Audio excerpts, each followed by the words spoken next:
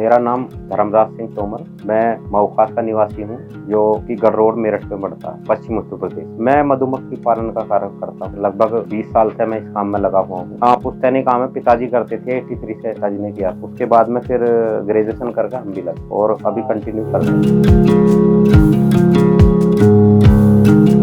जैसे B keeping है, मधुमक्खी पालन जो है वो आप एक व्यापार के रूप में करना है, कर रहे हैं, और बहुत ज्यादा लोग कर रहे हैं व्यापार के रूप में। लेकिन होता क्या है कि सही जानकारी ना होने के कारण उन लोगों को सही जानकारी नहीं होती, हमें किस तरह से करना है, ट्रेनिंग नहीं होती। खाली फेसबुक, व्हाट्सएप से, इनसे, यूट्यूब से देख लिया और राजी हो गई जी हम इस काम को आसानी से कर सकते। उन्हें ये तो पता होता नहीं कहाँ हमारा फ्लावर होगा, कहाँ से हमें शायद मिलेगा, बस खाली देख लिया और कर लिया। तो एक समस्या है, पहले तो ट्रेनिंग का पूरी तरह से होना। और ट्रेनिंग जो है, जैसे अब हम मधुमक्खी पालन कर रहे हैं, कुछ लोग हैं जैसे हर महीने 2 महीने में माइग्रेशन करेंगे, ज्यादा शहद के लालच। अभी हम अभी राजस्थान ले जाएंगे, हरियाणा ले जाएंगे। ले जाने के बाद में वहाँ पे जो है क्या होगा कि अब ज्यादा बड़ी मात्रा में काम हो रहा है, तो हर 500 मीटर पे, 1 किलोमीटर पे हम मधुमक्खी लगा देंगे एक दूसरे के अटैच करके। अगर उनकी मधुमक्खी में कोई बीमारी होगी तो वो दूसरी मधुमक्खी में भी आएगी। तो इसीलिए वहाँ इतना गैप ना मिलने के कारण शहद का जो है वहाँ कलेक्शन इतना अच्छा नहीं हो पा रहा, ऊपर से मौसम की मार। अब अगर हम, एक समस्या है कि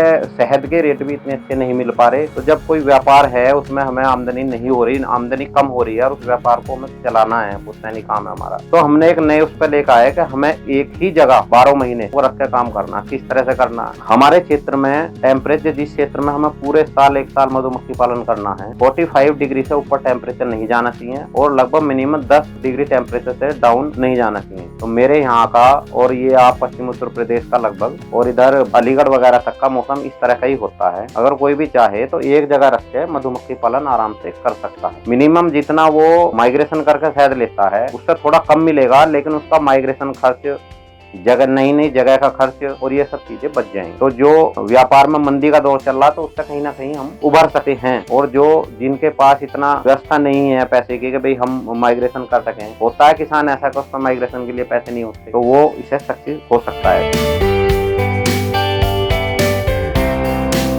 एक तो समस्या आती है, जब गर्मी का समय आता है उस समय पे हमारे यहाँ फूल बहुत कमी से खत्म हो जाते हैं, क्योंकि गेहूं की फसल की कटाई चलती है, पूरा जंगल में, मतलब टेम्परेचर भी हाई होता है। तो मक्खी को एक तो फ्लावर की कमी आती है, पीने के पानी की व्यवस्था हमें करनी है, ये कमी आती है। और फिर थोड़ा सा ये फीडिंग का इनका ध्यान रखना है ठीक से। पहली बात तो जब इस कार्य को कर रहे हैं मधुमक्खी पालन के, तो सबसे पहले हमें ये देखना, कोई भी व्यापार है तो उसमें हम धन की जो है कम से कम खर्च करें। जब भी व्यापार में बढ़ोतरी होगी, और कम से कम अगर कोई ये बोल रहा है कि भाई हाँ हमारे यहाँ शहद निकल जाएगा, आप आ जाओ और इतने टाइम निकल जाएगा, तो वहाँ एक बार वातावरण भी देखता हो, तरह का वातावरण है, टेम्परेचर किस तरह का है, रात में ज्यादा डाउन तो नहीं हो रहा, दिन में ज्यादा गर्मी तो नहीं हो रही। कुछ फूल ऐसे होते हैं, जैसे सरसों का फूल है, तो सरसों का फूल मिनिमम जो है 25 डिग्री तक ही हनी देता है। उसके ऊपर जैसे जाएगा तो सरसों का हनी शहद नहीं देगा। अब मान लो अब इस टाइम से पहले कुछ एरिया ऐसे हैं राजस्थान वगैरह के, जिनमें जैसे कोटा वगैरह बेल्ट है, उसमें अब कोई अनजाने में वहाँ फूल देख के लेके पहुंच गया और टेम्परेचर हाई है, वो ऐसे कैसी, वहां से उसे वापसी आना पड़ेगा, बिना शहद के वापसी आना पड़ जाएगा, क्योंकि उसे पूरी तरह से जानकारी नहीं है।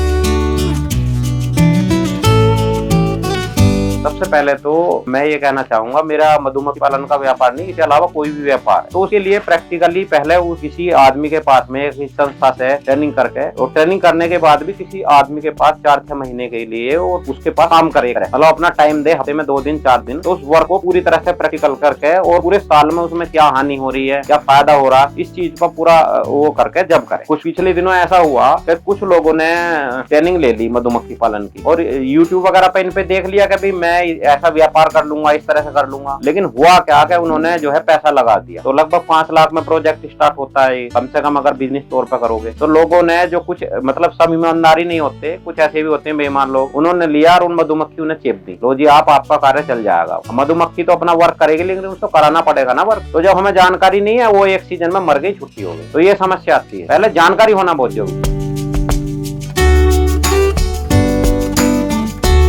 जिंदा रखने के लिए, जैसे अभी सरसों का सीजन चल रहा है, तो हम इनका शहद कलेक्ट करेंगे। अगर हम इनका शहद इनमें छोड़ें और अगले 15 दिन शहद ना आए, तो ये मरना स्टार्ट हो जाए। इनमें मिनिमम 15 से 20 दिन का स्टॉक रहता है। उसका एक चक्कर है, जैसे ये हमें भोजन दे रही है, फिर हमें इनके भोजन की व्यवस्था करनी है। तो जैसे ही अप्रैल के बाद का समय आएगा, फूल सब खत्म हो जाएंगे, टेम्परेचर हाई हो जाएगा, तो उस समय पे हमें इन्हें चीनी का घोल देते हैं बना, उसके सहारे ये जीवित रहे लगभग 6 से 7 महीने। अगर कोई फ्लावर बीच में ऐसा आ जाए अरहर का या कुछ, तो उससे थोड़ा बहुत इनका चल जाएगा। कुछ लोगों की धारणा होती है जो फैली हुई है, जो हम बाजार में शहद खरीद रहे हैं या किसी से खरीद कर खा रहे हैं, वो शहद चीनी का हो। चीनी से कभी शहद नहीं बन सकता, क्योंकि अभी जैसे सीजन चल रहा, आप देख रहे हो शहद निकल रहा है मेरे इधर। आप चीनी का अगर घोल बना कर भी उधर रख दोगे तो मक्खी चीनी के घोल पर नहीं लगी, क्योंकि जंगल में जो मेरी मधुमक्खियां लगी हुई है तो कोल्लू चल रहे हैं। कोल्लू पर मीठा है, मतलब रस भी है, मीठा भी है, सारी चीजें, लेकिन मधुमक्खी नहीं जाएगी, क्योंकि उसे नेचुरल शहद लाना, जो नेचुरल शहद। चीनी तो केवल उसके जीवन यापन का वो है, जब कोई चीज उसे जंगल में नहीं मिल रही तो वो भूखी मरेगी, क्योंकि खाना मीठा है उसका, तो इस उस पर चीनी देते हैं।